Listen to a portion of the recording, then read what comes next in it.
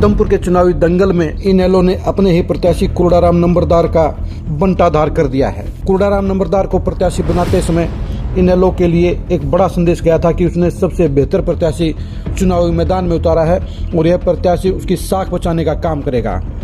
कुरडाराम नंबरदार की जैसी इलाके में इमेज है, जैसा उनका रसूख है और जैसी उनकी पकड़ है, उसके चलते यह लग रहा था कि इनेलो 10,000 वोटों से अपना चुनाव अभियान शुरू करेगी। कुरडाराम नंबरदार को इस चुनाव में इनेलो हाईकमान से एक बड़े बैकअप की जरूरत थी।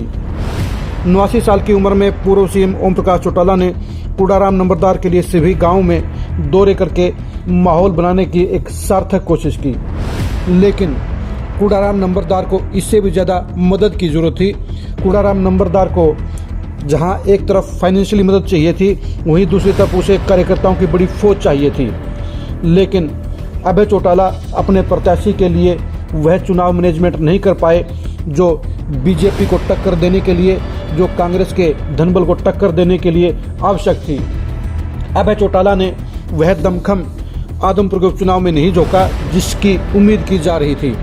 जाहिर सी बात है, कुरडाराम नंबरदार के पास अपनी छवि और रसूख तो था, लेकिन उसके पास वह आर्थिक संसाधन नहीं थे जिनके बलबूते पर वह बीजेपी और कांग्रेस के प्रत्याशियों को टक्कर दे पाते।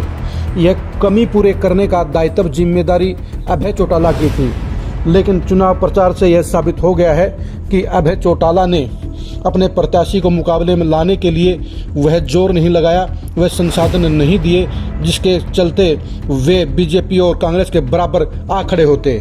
यही कारण है कि आज चुनाव से 4 दिन पहले इनेलो का चुनावी ग्राफ बेहद नीचे चला गया है और कुरडाराम नंबरदार का चुनावी ग्राफ बेहद नीचे आ गया है।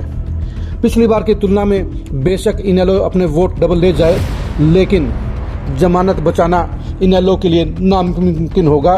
इनेलो नंबरदार के जरिए जो खोया हुआ रसूख पाने की उम्मीद कर रही थी, वह अरमान पूरा होता हुआ नजर नहीं आ रहा है, क्योंकि अभी तक के चुनावी माहौल से यह नज़ारा साफ दिख रहा है कि नंबरदार की दावेदारी में दम नहीं है। उनका चुनाव प्रचार पीछा चल रहा है, फीका चल रहा है और यहाँ पर वो जन समर्थन नहीं मिल रहा है जिसकी उम्मीद नंबरदार से की जा रही थी। इस मामले में नंबरदार का कोई कसूर नहीं है, क्योंकि यह सभी जानते हैं कि आर्थिक तौर पर नंबरदार एक बड़े खिलाड़ी नहीं है, एक बड़े पैसे वाले व्यक्ति नहीं है। यह भी सभी जानते हैं कि उपचुनाव पार्टियों का होता है, वो पार्टी हाईकमान को चुनाव जीतने के लिए अपने बलबूते पर चीज़ों को जुटाना पड़ता है।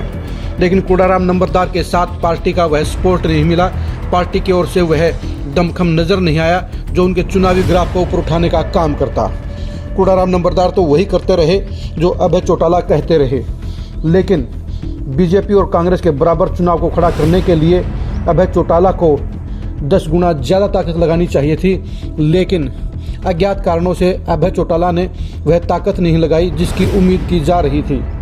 कुरडाराम नंबरदार के तौर पर इनेलो को एक बेहतर प्रत्याशी मिला था, इसे अच्छा प्रत्याशी उन्हें नहीं मिल सकता था, लेकिन इस उपचुनाव में इनेलो से जो संसाधनों की उम्मीद की जा रही थी, जो फाइटर पोजीशन की उम्मीद की जा रही थी, वह अभय चौटाला ने नहीं दिखाई। इसलिए उनके प्रत्याशी कुरडाराम नंबरदार का चुनावी ग्राफ बेहद नीचे आ गया है और यह साफ हो गया है कि वो मुकाबले से बाहर हो गए हैं और इस उपचुनाव में इनेलो के लिए अपनी जमानत बचाना नामुमकिन होगा।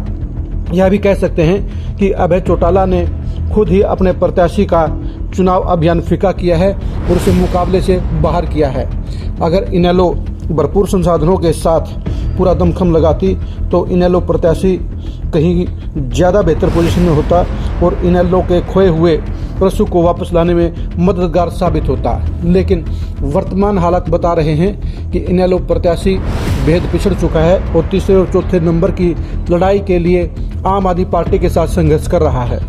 कुरडाराम नंबरदार को प्रत्याशी बनाए जाते समय जो उम्मीदें की गई थी, वह उम्मीदें पूरी नहीं हुई हैं, जिसके चलते इनेलो मुकाबले से बाहर हो गई है।